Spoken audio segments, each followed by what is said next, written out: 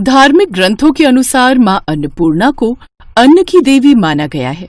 अतः जो भक्त पूरे मन से मां अन्नपूर्णा का उपवास रखते हैं, उनकी सच्चे मन से पूजा करते हैं, उनके घर में हमेशा धन धान्य की समृद्धि, खाने पीने के भंडार भरे रहते हैं और घर में कभी भी अन्न धन की कमी नहीं होती। पौराणिक कथाओं के अनुसार काशी नाम के गांव में धनंजय और उसकी पत्नी सुलक्षणा रहती थी। स्वामी, आप कुछ ढंग का काम क्यों नहीं करते? इस प्रकार कब तक चलेगा? ऐसे तो एक दिन हमें भूखा ही मरना पड़ेगा। वो हर जगह काम के लिए भटका, लेकिन उसे कहीं भी काम नहीं मिला।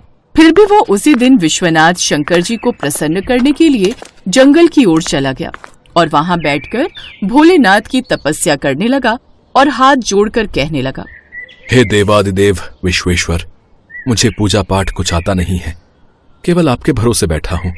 ये कहकर वो 2-3 दिन तक भूखा प्यासा बैठा रहा। ये देखकर भगवान शंकर ने धीरे से उसके कान में कहा, अन्नपूर्णा, अन्नपूर्णा। ये शब्द सुनकर धनंजय ने अपनी आंखें खोली।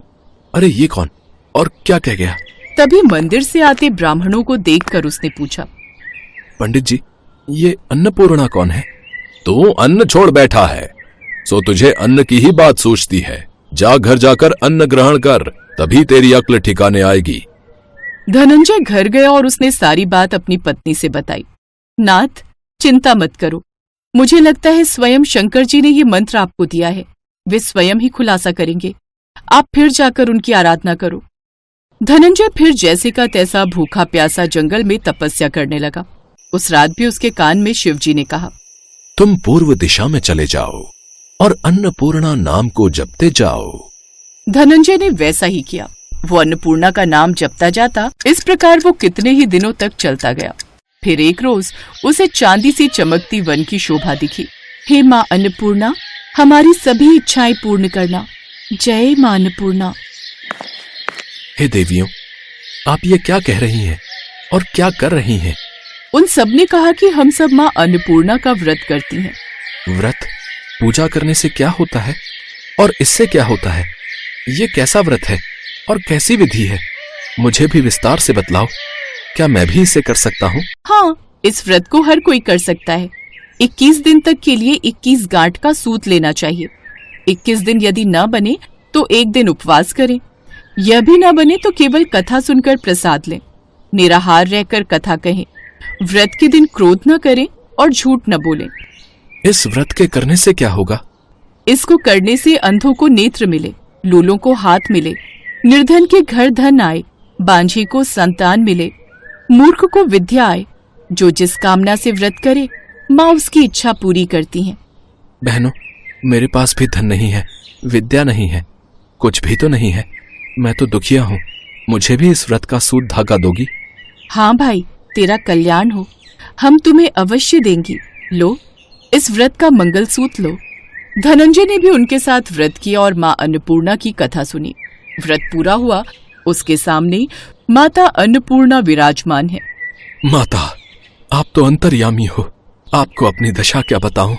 धनंजय, तूने मेरा व्रत किया है, जा, अब संसार तेरा सत्कार करेगा। फिर उसने माँ के नाम का जयकारा लगाकर माँ का वरदान ले धनंजय घर आया। सुलक्षणा से सब बात कही। माताजी की कृपा से उसके घर में संपत्ति उमड़ने लगी। छोटा सा घर बहुत बड़ा हो गया। अनेक सगे संबंधी आकर उसकी बड़ाई करने लगे। माँ अन्नपूर्णा का अच्छा खासा आशीर्वाद तुम्हें मिला है धनंजय। बिल्कुल ठीक कह रहे हो भैया, लेकिन इतना धन और इतना बड़ा सुंदर घर है, लेकिन संतान नहीं, तो इस कमाई का कौन भोग करेगा? सुलक्षणा से संतान नहीं है, इसलिए ऐसा करो, अब तुम दूसरा विवाह करो। रिश्तेदारों की बात उनके मन पर लग गई और सुलक्षणा ने धनंजय को दूसरा विवाह करने को कहा। अब धनंजय को न चाहते हुए भी दूसरा विवाह करना पड़ा और सुलक्षणा को सौत का साथ सहना पड़ा। सुलक्षणा अपने पति के पास गई और बोली, हम माँ अन्नपूर्णा के व्रत के प्रभाव से सुखी हुए हैं, इस कारण यह व्रत हमें छोड़ना नहीं चाहिए। यह माता जी का प्रताप है जो हम इतने संपन्न और सुखी हैं। ठीक है, तुम व्रत का अनुष्ठान करो, हम माँ अन्नपूर्णा का अनुष्ठान अवश्य करेंगे। लेकिन धनंजय की दूसरी पत्नी को ये बात अच्छी नहीं लगी। वह धनंजय को अपने साथ ले गई और उसने उसके व्रत का वह सूत तोड़कर आग में फेंक दिया। उस सूत में आग लगते ही माँ अन्नपूर्णा का कोप अचानक जाग गया और उनके घर में अचानक ही आग लग गई। अब धनंजय के पास कुछ नहीं रहा, इसलिए उसकी दूसरी पत्नी उसे छोड़कर चली गई। सुलक्षणा ने धनंजय से कहा, आप घबराइए मत, एक बार को पूत कपूत हो सकता है लेकिन माता कुमाता नहीं हो सकती, इसलिए हम दोनों मिलकर एक बार फिर माँ अन्नपूर्णा का व्रत रखेंगे और पूरी भक्ति से आराधना करेंगे। एक बार फिर उन दोनों ने पूरी श्रद्धा से, पूरी भक्ति भाव से माँ अन्नपूर्णा की पूजा की। धनंजय, मैं तेरी और तेरी पत्नी की पूजा से प्रसन्न हूँ। ये मेरी स्वर्ण मूर्ति ले और उसकी नियमित पूजा कर। तेरे घर में कभी भी किसी चीज की कमी नहीं होगी और तेरी पत्नी की पूजा से भी मैं अत्यंत प्रसन्न हूँ। उसे मैं पुत्र का आशीर्वाद देती हूँ। वो दौड़ा दौड़ा घर गया और अपनी पत्नी को सारी बात बताई। अब दोनों मिलकर माँ अन्नपूर्णा की भक्ति करते। कुछ समय बाद उनके पास फिर से धन दौलत आ गई। अब वो दोनों बहुत खुश थे। अब वो माँ अन्नपूर्णा की हर रोज पूजा करते और खुशी खुशी जीवन यापन करने लगे।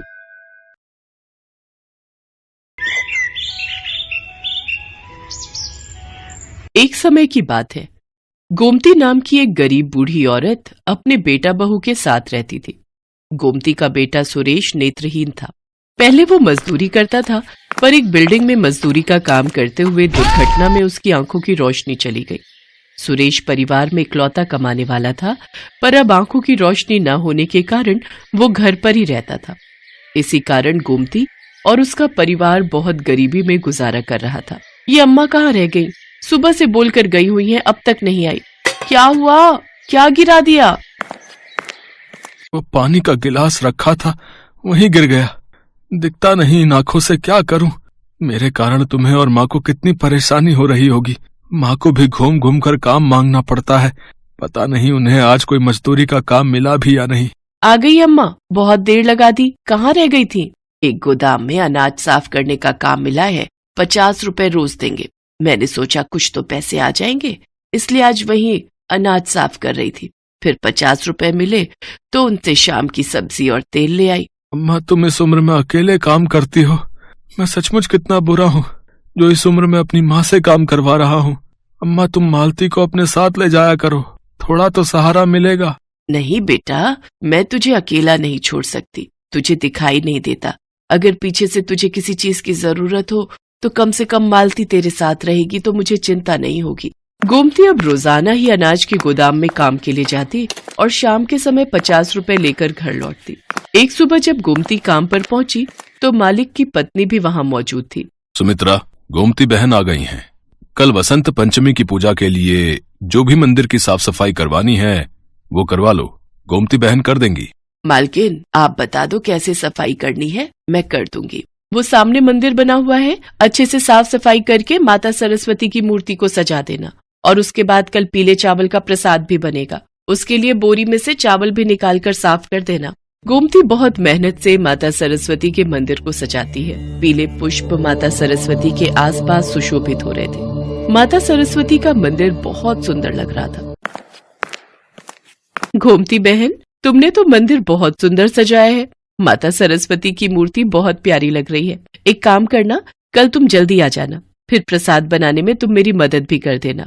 गोमती बहन, चिंता मत करो, मैं तुम्हें 50 रुपए और दे दूंगा। अब कल तुम बसंत पंचमी की पूजा में हाथ बटाओ। ठीक है मालिक, मैं आ जाऊंगी। अच्छा मालकिन, चलती हूँ। गोमती घर चली जाती है और घर जाकर अपनी बहू को वसंत पंचमी की पूजा के बारे में बताती है। अम्मा, फिर तो कल हम पेट भर के पीले चावल का प्रसाद खाएंगे। तुम ज्यादा ले आना, मुझे पीले मीठे चावल बहुत पसंद है। हाँ बहू, ले आऊंगी। मालिक मालकिन बहुत अच्छे हैं, वो मना नहीं करेंगे। अगले दिन गोमती काम पर पहुंचती है। मालकिन की तबीयत ठीक नहीं थी। गोमती बहन, मेरी तबीयत ठीक नहीं है। आज सुबह से ही ब्लड प्रेशर बढ़ा हुआ है। डॉक्टर ने आराम करने के लिए कहा है। मैंने तो सोचा था कि मैं तुम्हारे साथ मिलकर पीले चावल का प्रसाद बनाऊंगी, पर मेरी तो उठने की बिल्कुल भी हिम्मत नहीं हो रही। अब तुम्हें अकेले ही प्रसाद बनाना पड़ेगा। कोई बात नहीं मालकिन, आप आराम करो, मैं प्रसाद बना लूंगी। गोमती बहन, तुम अकेले इतना प्रसाद कैसे बना पाओगी? तुम कहो तो मैं किसी और को भी तुम्हारी मदद के लिए लगा देता हूँ। नहीं नहीं मालिक, मैं कर लूंगी, आप चिंता मत करो। गोमती भले ही बड़ी उम्र की महिला थी, पर वो बहुत मेहनती थी। वो कभी भी काम से नहीं थकती थी। उसकी उम्र भले ही 60 बरस की थी, पर उसमें बहुत साहस था। गोमती मन ही मन माँ सरस्वती का नाम लेकर प्रसाद बनाती रही। माँ सरस्वती, आपके आशीर्वाद से प्रसाद अच्छा बन जाए, बस इसी कामना से ये मैं मीठे चावल का प्रसाद बना रही हूँ। जय माँ सरस्वती, जय माँ सरस्वती। गोमती की सच्चे हृदय से की जा रही प्रार्थना माँ सरस्वती के कानों तक पहुँचती है। नारायण नारायण। गोमती पर अपनी कृपा दृष्टि कीजिए माते। गोमती इस उम्र में भी गरीबी और दुख के दिन व्यतीत कर रही है, फिर भी उसके चेहरे पर कितनी शांति है। वो आपका नाम लेकर मीठे चावल का प्रसाद बना रही है। वो जानती है कि उसके घर के हालात कैसे हैं, फिर भी वो अपने दुख को मन में दबाए पूरी श्रद्धा से अपना कार्य कर रही है। तुम उचित कह रहे हो पुत्र, मैं भी कब से यही देख रही हूँ। पर गोमती की परीक्षा लिए बिना मैं उसके दुखों को कैसे दूर कर सकती हूँ? इसके लिए मुझे उसके पास जाना होगा। माते, मीठे पीले चावल खाने का तो मेरा भी बहुत मन है। ठीक है पुत्र, तो तुम भी मेरे साथ पृथ्वी लोक पर चलो और आज वसंत पंचमी के शुभ अवसर पर मीठे पीले चावल का आनंद लो। माता सरस्वती एक साधारण औरत का रूप ले लेती है और नारद मुनि एक बालक के रूप में आ जाते हैं। बसंत पंचमी की पूजा के बाद गोमती मीठे चावल का प्रसाद लेकर घर पहुंचती है। गोमती अपने बेटा बहू के साथ प्रसाद खाने के लिए बैठ जाती है। तभी देवी सरस्वती और नारद मुनि वहां पहुंचते हैं। बहुत जोरों की भूख लगी है, मेरा बेटा और मैं बहुत दिनों से भूखे हैं, कुछ खाने को दे दो। अम्मा, अभी तो खाने ही बैठे हैं, अभी ये मांगने के लिए आ गए। नहीं नहीं, मना कर देती हूँ, थोड़े से तो चावल हैं, हम क्या खाएंगे? नहीं नहीं बहू, आज बसंत पंचमी का दिन है और हमारे पास तो पीले चावल का प्रसाद है। ऐसे द्वार पर आए किसी भूखे को खाली हाथ लौटाना अच्छी बात नहीं है। एक काम करो, तुम और सुरेश चावल खा लो, मैं थोड़े से इन्हें दे देती हूँ। अम्मा, मैं भी थोड़े से ही खाऊंगा, तुम मेरे हिस्से के भी दे दो। बहू देखती है कि गोमती और सुरेश ने अपने अपने हिस्से में से थोड़े थोड़े चावल उन्हें देने के लिए निकाल दिए हैं, तो वो भी अपने हिस्से में से थोड़े से चावल निकाल देती है। अम्मा, अब तुम दोनों निकाल रहे हो तो भला मैं पूरे चावल कैसे खा सकती हूँ? थोड़े से चावल मेरे में से भी निकाल लो। गोमती एक प्लेट में पीले चावल निकालकर औरत और बालक को दे देती है। साक्षात माता सरस्वती और नारद मुनि चावल का प्रसाद खाकर मन ही मन मुस्कुरा रहे थे। तुम तीनों ने अपने अपने हिस्से के चावल हमें खिलाकर हमारी भूख शांत कर दी।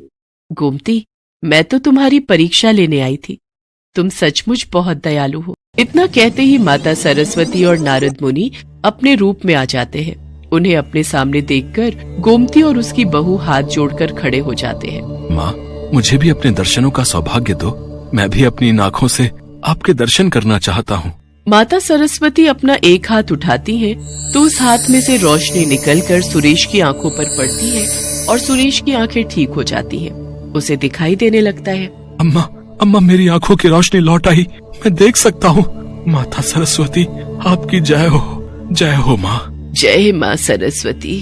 माँ, आपके दर्शन करके मैं धन्य हो गई, मेरा जीवन सफल हो गया। तुमने मुझे सच्चे हृदय से याद किया था गोमती, और जो भी भक्त सच्चे हृदय से निस्वार्थ भावना से मुझे याद करते हैं, उन भक्तों पर मेरी कृपा सदैव बनी रहती है। अब तुम्हारे गरीबी के दिन दूर हो जाएंगे, तुम्हारे घर सुख समृद्धि का वास होगा। इतना कहकर देवी सरस्वती और नारद मुनि अंतर्धान हो गए। सुरेश की आंखों की रोशनी लौट आई थी। अब गोमती ने मजदूरी करना छोड़ दिया। मालिक और मालकिन को जब ये बात पता चली तो वो भी गोमती के लिए बहुत प्रसन्न होते हैं। गोमती के अच्छे स्वभाव को देखकर मालिक सुरेश को अपने पास ही काम पर रख लेता है। माँ सरस्वती की कृपा से गोमती के परिवार में खुशियां लौट आती हैं।